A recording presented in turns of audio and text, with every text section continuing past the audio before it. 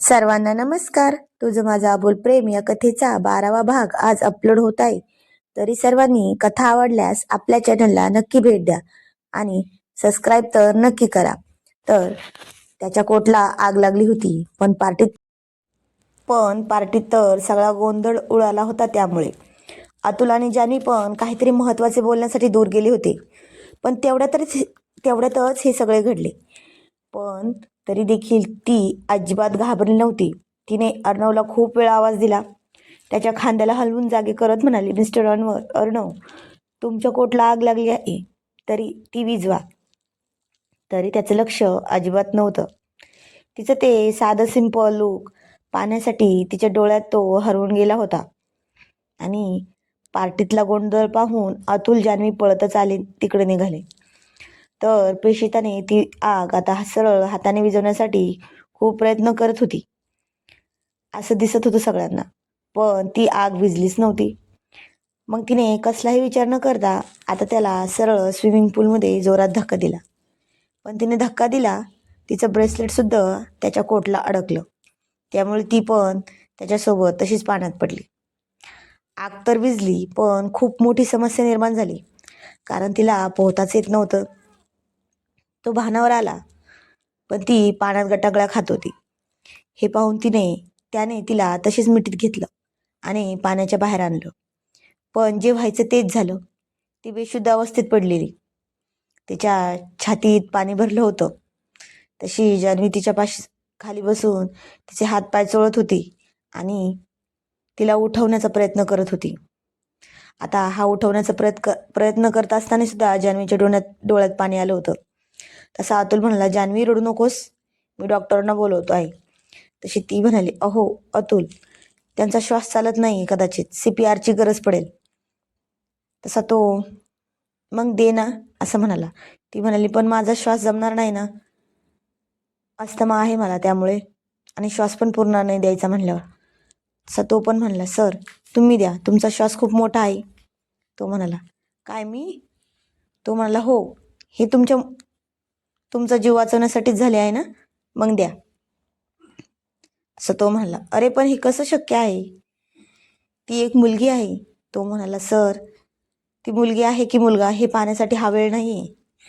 तो म्हणाला, अरे पण त्यांना जर आवडलं नाही तर? तशी जान्हवी म्हणाली, त्या काही म्हणणार नाहीत सर, प्लीज, अहो त्यांना श्वासाची खूप गरज आहे. तसं तो म्हणाला, ठीक आहे, I will try to the best. असं म्हणून तो तिच्यापाशी खाली बसला. एक दीर्घ श्वास घेतला आणि त्यानं तिच्या एकदा नाजूक ओठांकडे बघितलं आणि आता कसलाही विचार केला नाही. सरळ तिच्या तोंडात तोंड घालून तिला श्वास दिला. पण काही उपयोग झाला नाही. त्याने पुन्हा एकदा प्रयत्न केला, पण तरी काही उपयोग झाला नाही. आणि त्याने पुन्हा एकदा जास्त मोठा श्वास घेतला. तिच्या डोक्याखाली हात घालून तिला जरा वर उचलून मग तोंडात तोंड घालून पुन्हा एकदा जोरात CPR दिला. तसा तिला जोरात ठसका लागला आणि तिच्या छातीत पोटात भरलेलं पाणी तोंडातून गुळणीत बाहेर पडलं. तसं सगळ्यांच्या श्वासात श्वास आला. आता तो खूप जवळ होता. ती सगळी भिजलेली होती आणि तोही. तो म्हणाला, काय गरज होती पाण्यात माझ्यासोबत उडी घ्यायची? मला ढकलून दिलं होतं, तेवढंच पुरेसं होतं ना आग विझवण्यासाठी. मग तुम्ही का आलात? ती म्हणाली, का? तुम्हाला काय झालं असतं तर? तो म्हणाला, तर काय झाले असते? भाजले असते, जळाले असते, माझे काहीतरी बरे वाईट झाले असते. ती म्हणाली, अहो पण. तसं त्याचं लक्ष तिच्या हातावर गेलं आणि तो पुन्हा म्हणाला, हे बघा किती भाजले आहे हाताला. असं म्हणून तो अतुलला म्हणाला, अतुल, गाडी काढायला सांग, हॉस्पिटलमध्ये जायचं आहे, चल पटकन. असं म्हणून त्याने तिला अलगद फुलासारखी मिठीत उचलली. ती म्हणाली, अहो सर, मी ठीक आहे, नको हॉस्पिटलमध्ये. तो म्हणाला, तुम्ही मला वाचवले ना, आता बारी माझी आहे. तसे जान्हवी, अतुल, अर्णव सगळे गेले. डॉक्टरांनी तिच्या भाजलेल्या हातावर इलाज केला, पट्टी पण केली. तसा तो म्हणाला, डॉक्टर, एनिथिंग सिरियस? डॉक्टर म्हणाले, no no, she is fine. पण त्यांना हातामध्ये जरा जास्तीच लागला आहे, त्यामुळे काम करता येणार नाही. आणि जरी हाताला जास्त ताण दिला, कदाचित रक्त येऊ शकतं, जखम भरून येणार नाही लवकर. तो म्हणाला, मग घरी नेऊ शकतो का? ते म्हणाले, नाही, 4-5 दिवस ऑब्झर्वेशनमध्ये ठेवावे लागेल. तशी जान्हवी म्हणाली, मी थांबते मॅडमपाशी. अतुल म्हणाला, येस बेबी, तुला काही लागत असेल तर सांग, मी पण थांबतो तुझ्यापाशी. पण अर्णव म्हणाला, तुम्ही नको, मी थांबणार. जान्हवी म्हणाली, अहो सर, ती एक मुलगी आहे आणि हे कसं शक्य आहे? त्यात तुमची ओळख पण कमी आहे आणि त्या तुम्हाला काही सांगण्यात ऑकवर्ड फील करतील. मी थांबते. अतुल, तुम्हाला उद्या ऑफिस पण आहे ना, जायचं पण असेल. तसं ते तयार झाले. तिला डॉक्टरने झोपेचं इंजेक्शन दिलं होतं म्हणून ती लगेच झोपली होती. तसं जाण्यासाठी निघण्यापूर्वी त्याने तिच्यापाशी जाऊन एक नजर भरून पाहिले. तर आता अतुल म्हणाला, सर चला, निघायचं का? तो म्हणाला, हो चल. ते घरी आले, पण त्याला काही केलं झोप येत नव्हती.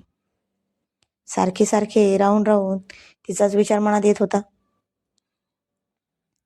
त्याने कसेबसे डोळे बंद केले, तर त्याने मगाशी CPR देताना तो तिला केलेल्या ओठांना स्पर्श त्याला तो आठवत होता. कशी बशी रात्र काढली. सकाळी सकाळी आज त्यानेच अतुलला फोन केला आणि म्हणाला, अतुल, ऑफिसला जाण्याआधी हॉस्पिटलमध्ये जायचं आहे. तसं तो विचारणार होता, जान्हवीला विचार की तुझ्या मॅडमला काय आवडतं नाश्त्याला म्हणून, पण तो म्हणालाच नाही. तसा अतुल म्हणाला, सर, काहीतरी हेल्दी सांगितलं आहे जान्हवीने, ते बनवतो मग निघू. तो म्हणला, अरे बनवतो कशाला, मी सांगतो माझ्या मेडला बनवायला, थांब. मग त्याने हळदीचं दूध, ज्यूस, वरण भात, कोशिंबीर, पोळी, भाजी, बरंच काय काय बनवायला सांगितलं होतं मेडला. ते बनवून झाले तसा तो म्हणाला, जरा एक्स्ट्रा टिफिन भरा. तसे त्याच्या नोकराने सगळं गाडीत सामान ठेवलं. अतुलला रस्त्यातूनच पिक केलं आणि आता ते सरळ हॉस्पिटलमध्ये गेले. पण आता इकडे तर कपडे बदललेच नव्हते दोघींनीही. अतुलने जान्हवीसाठी साहित्य दिलं, ती चेंज करून आली. तसा अर्णव म्हणला, मी आलोच हा, फक्त 5 मिनिटात. तशी जान्हवी म्हणाली, आता तुमचे सर कुठे गेले? तो म्हणाला, अगं कदाचित काहीतरी स्पेशल आणायला. तसा तो फक्त 15 मिनिटात लगेच आला. पण आता हातात 2 शॉपिंग बॅग होत्या. तो ते जान्हवीला देत म्हणला, जा चेंज करायला मदत करून या मॅडमला तुमच्या. तसं प्रिशिता म्हणाली, अहो सर, याची काय गरज होती, मी आहे ना यात कम्फर्टेबल. तो म्हणाला, पण मी नाही ना, ते कालचेच कपडे आहेत त्यामुळे. तसं ती त्याचं बोलणं ऐकून गपचूप चेंज करून आली. मग जान्हवीने सगळ्यांसाठी नाश्ता वाढला. अतुलला, अर्णवला, प्रिशिताला, स्वतःला. सगळेजण खात होते, पण तिला खाताच येईना. अर्णवने स्वतःची प्लेट बाजूला ठेवली. तिची प्लेट हातात घेऊन तिला 1 चमचा भरवण्यासाठी हात पुढे केला. पण आता अतुल जान्हवीला म्हणाला, जानू चल, ते करतील नाश्ता, आपण बाहेर करू, तुझ्याशी काहीतरी बोलायचं आहे महत्त्वाचे. ती म्हणाली, ठीक आहे. पण आता त्याने तिला पहिला घास भरवला, तिने तो खाल्ला. दुसरा घास पण भरवला, तो खाल्ला. पण तिच्या ओठांच्या जवळ काहीतरी कण लागले. तसं त्याने तिला खुणावलं, पण तिने दुसऱ्याच बाजूला पुसलं. मग त्यानेच त्याच्या हाताने ते कण हळूच पुसले. तसं तिने लाजून नजर खाली घातली आणि म्हणाली, तुम्ही पण करा ना नाश्ता, माझं झालं आहे. तसं तो तिलाच भरवल्या प्लेटमध्ये खायला लागला. ती म्हणाली, अहो हे काय, उष्ट आहे माझं. तो म्हणाला, हो ग, हो मग असं म्हणतात, उष्ट खाल्लं की प्रेम वाढतं, मग आपलं पण. असं म्हणून तो पुन्हा गप्प झाला. पण तिनं ऐकून न ऐकल्यासारखं केलं. ती म्हणाली, तुम्हाला ऑफिसला पण जायचं आहे ना? तो म्हणाला, हो जायचं आहे, पण अजून वेळ आहे. तेवढ्यात जान्हवी, अतुल हसतच घरात आतमध्ये आले, वॉर्डमध्ये. अतुल म्हणाला, सर निघायचं का, उशीर होईल. तो म्हणाला, हो मग चल. तसं अतुलने जान्हवीला सगळ्यांसमोर मिठीत घेतला आणि म्हणाला, आता प्लीज तुम्ही दोघांनाही डोळे मिटून घ्या 2 मिनिटासाठी. असं म्हणून त्याने जान्हवीला गालावर एक किस केला. तशी ती त्याला म्हणाली, अहो अतुल, काय हे, काय विचार करतील तुमचे सर आणि माझी मॅडम.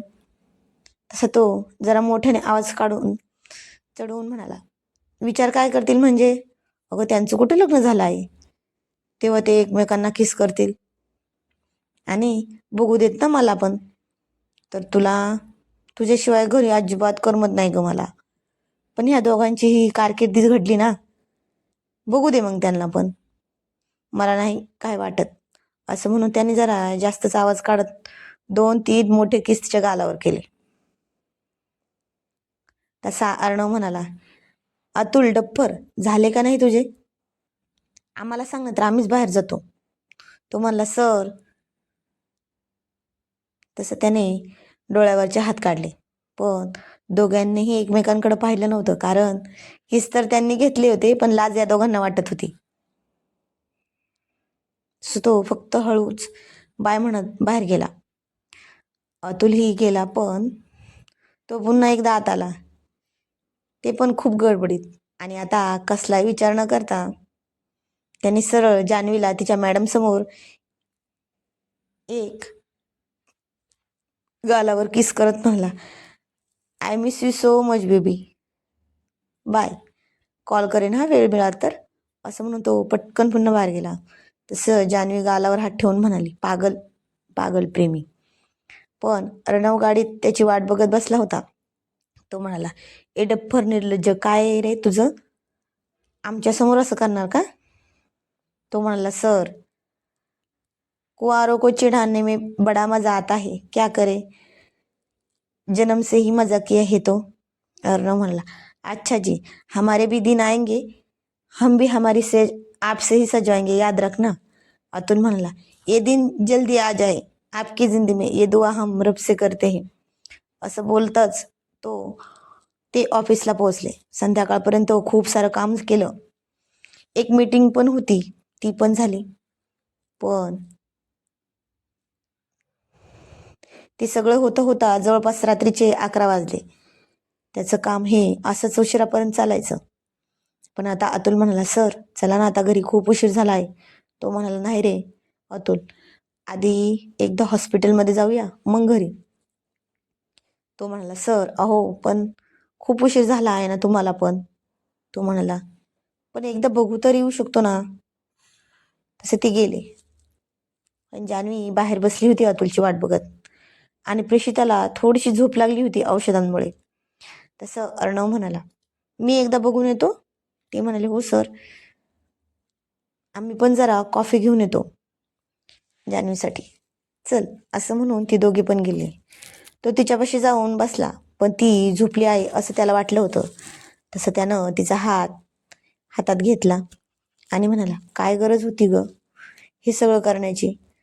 तुला जर काही झाले असते तर मी माझं मनातलं प्रेम सांगण्याआधीच गमावलं असतं तुला. असं म्हणून त्याने तिच्या हातावर त्याचे ओठ टेकवले. पण ती सगळं बोलणं ऐकत होती बरं का त्याचं. आणि त्याने न राहून तिच्या चेहऱ्यावरून एकदा हात फिरवला.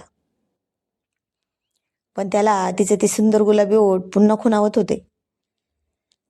पण त्याने स्वतःला अडवून ठेवले होते.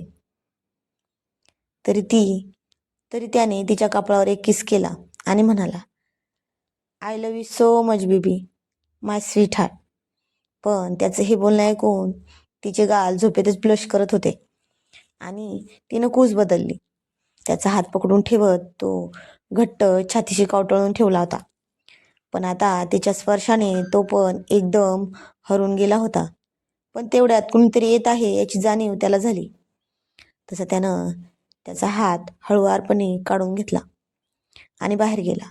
पण ती त्याला बाहेर जाताना पाहत असताना गालात गोड हसली होती. त्याला आता झोपच येत नव्हती. तो मनातच म्हणला, शी, मुलींकडे पाहत नव्हतो तेच बरं होतं. सारखा सारखा तिचाच विचार मनात येत असतो सारखा. जर ती फॅशन ज्वेलरी डिझायनर म्हणून माझी प्रतिस्पर्धी नसती तर किती बरं झालं असतं, असं त्याला वाटलं. बाकी काही असो बरं का, पण तो खानदानी जोहरी होता. तो दगडाच्या खाणीसुद्धा पन्ना हिरा शोधून काढावा असं त्याने तिला पहिल्यांदाच शोधून काढलं होतं बरं का. म्हणूनच तो सारखा सारखा तिच्याकडे जोडला जात होता. आणि आता तिला काही पण करून मिळवायचं असं त्याने ठरवलं होतं मनात. कारण तिच्यासारखा रिअल डायमंड त्याला शोधून पण सापडला नसता. पण तिचं कुणावर तरी प्रेम आहे हे त्याला माहीत होतं. याचा त्याला जरा जास्तच राग येत होता. असेच 4-5 दिवस निघून गेले. मग तिला डिस्चार्ज मिळणार होता. त्या दिवशी त्याला कळाले की तिला पुन्हा एकदा एका इव्हेंटमध्ये प्राइज मिळाले आहे आणि तो पुन्हा हरला. आता तो हरला म्हणून तो पुन्हा चिडला होता आणि त्याला हार स्वीकारणे अशक्य होते. म्हणून त्याने एक युक्ती केली की ती प्रतिस्पर्धी नसती तर मलाच मिळाले असते हे प्राइज सुद्धा, अशी त्याची नुसती समज होती. ती त्याच्यापेक्षा 4 पट सरस होती. म्हणून त्याने कसलाही विचार न करता सरळ हॉस्पिटलमध्ये जाऊन सोबत वकील घेऊन तिच्याशी तिथेच कोर्ट मॅरेज केलं. आणि तीही नकार देऊ शकली नाही, कारण त्याचंही तिच्यावर प्रेम होतं हे तिला माहिती होतं. म्हणूनच तर तिने नकार अजिबात दिला नव्हता. पण तर आता पहिल्या भागात तुम्ही लग्नानंतर काय काय झाले ते सगळे पाहिले आहे. त्यांचं लग्न कसे झाले तर हे असे झाले. तर आता ते दोघे कसे एक होतील, असं त्यांना एकमेकांच्या मिठीत प्रेमात स्वीकारतील की नाही हे आपण या कथेमध्ये पुढील भागात जाणून घेऊया. तर हे जाणून घेण्यासाठी आपल्या चॅनलला नक्की सबस्क्राईब करा. धन्यवाद.